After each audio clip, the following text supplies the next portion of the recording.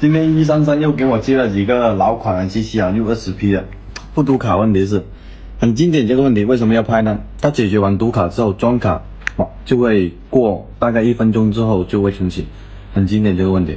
本来这个问题很好解决了，第二个问题的话就是难找一点点，那马上重启，很经典哦这种问题。像网单的话，这种620P 的话，我们是不建议修的，因为沟通要成本，然后来回运费也是不便宜的。然后除非有特殊意义去修的话，其他的不建议修。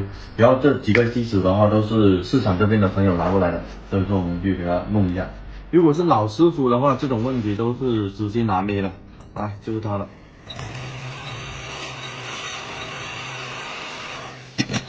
安正表组织。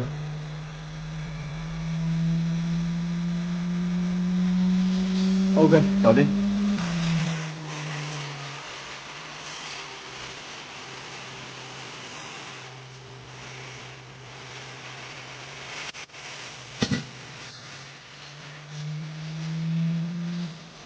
这620P 啊，5分钟搞定。虽然单价低，一个猪脚饭，但是也能修啊。